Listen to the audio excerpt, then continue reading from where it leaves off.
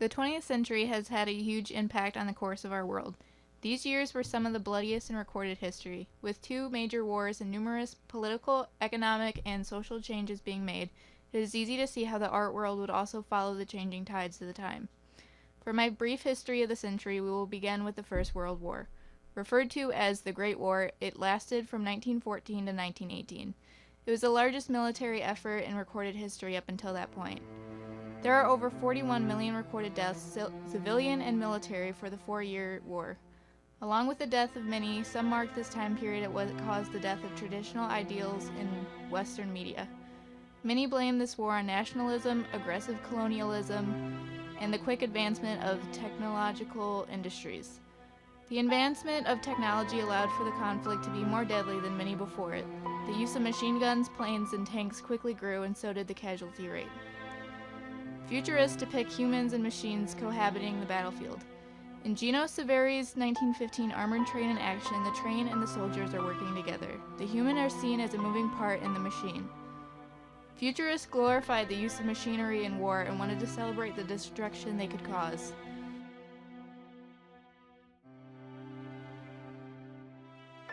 As the war raged on, the normalization of death and destruction in society began to seep its way into the Western world. In Percy Wyndham Lewis's 1919 painting, A Battery Shelled, we see Lewis's avant-garde style used in a disturbing scene. 3 men look on as smoke billows out of the building behind them, unfazed by the horrors of the war that lay around them.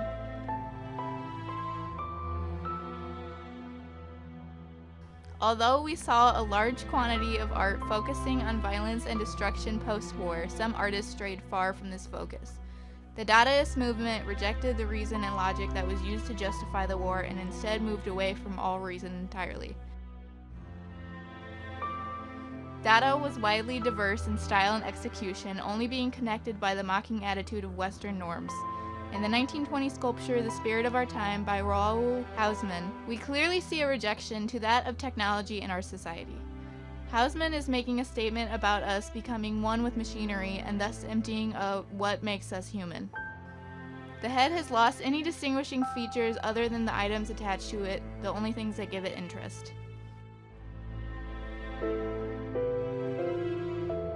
After World War I, many nations were left defeated and in serious debt. Many economic problems sprung up post-war, leaving nations vulnerable and people easily manipulated. World War II lasted just 6 years, from 1939 to 1945, yet has had an impact on society we can still see today. The war was horrific and well documented, not allowing for us to easily turn an eye to it. The casualty numbers vary anywhere from 50 million to 80 million, the larger number also accounting for war-related disease and famine caused by the conflict. The horrors from this time have been memorialized in many pieces. Tom Lee's The Price from 1944 depicts a soldier horrifically hurt on the battlefield. He is profusely bleeding and looks completely defeated. The carnage seen in the war impacted society forever. At the end of the war, many European artists had been displaced, many moving to America to escape fascist regimes and the war itself.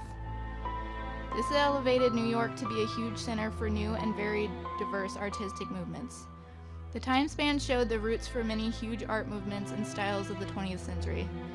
In 1947, with Reflection of the Big Dipper, we see Jackson Pollock begin to develop his style of dripping paint onto a canvas.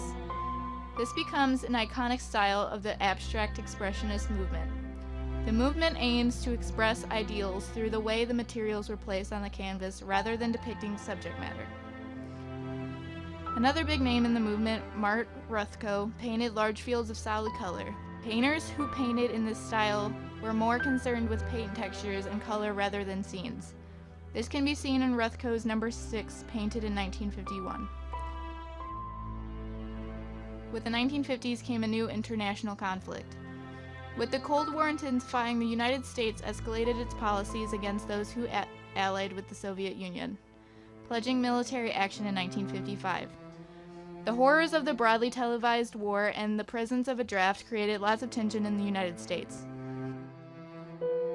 With the televising of the Vietnam War, Americans were being bombarded with violent imagery daily. The war effort had a large backlash from protesters who did not agree with the cause.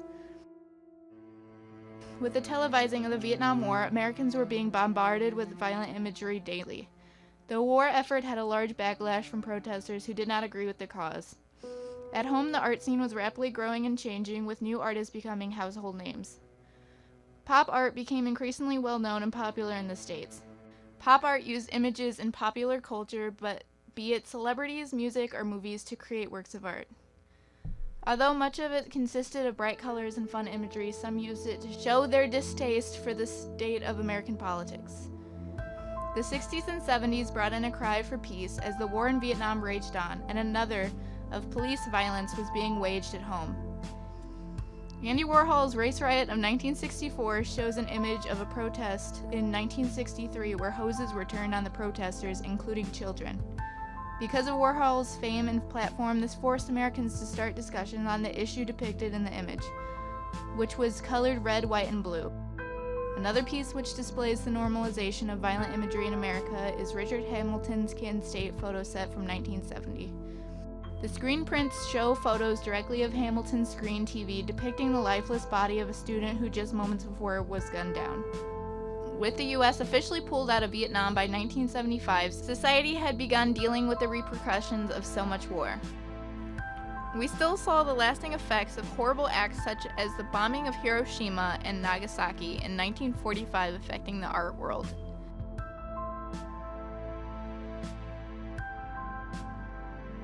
I ran towards my house through a sea of flames by Yoshikomi Misaichuzi. The artist paints her memory of running through the bombed city of Nagasaki years after her experience. Still being performed on this time period was Yoko Ono's cut piece, a performance art piece which could depict the forceful removal of clothing, which happened with the blast caused by the bombing. The violence that was endured in the 20th century greatly impacted the art scene worldwide. As it created movements, it also led to the resurgence of others. Neo-Expressionism gained popularity in the early 1980s, with its style showing raw emotions and expressive brushwork. Jean-Michel Basquiat was an important figure in this movement. The tension still felt in this country can be depicted through his 1981 work, Irony of the Negro Police. The last century has caused mistrust between the countries and even between America and its government. The 20th century was riddled with political and social conflict, which led to the birth of numerous art styles. We veered away from the artistic norms in favor of the new and the expressive. Artists did not shy away from their world's problems. Rather, they embraced the challenge to depict the terrible and to challenge the normal. Through the brief history of the 100 years of conflict, we can see how much the effect of our world's environment can change the way we express ourselves.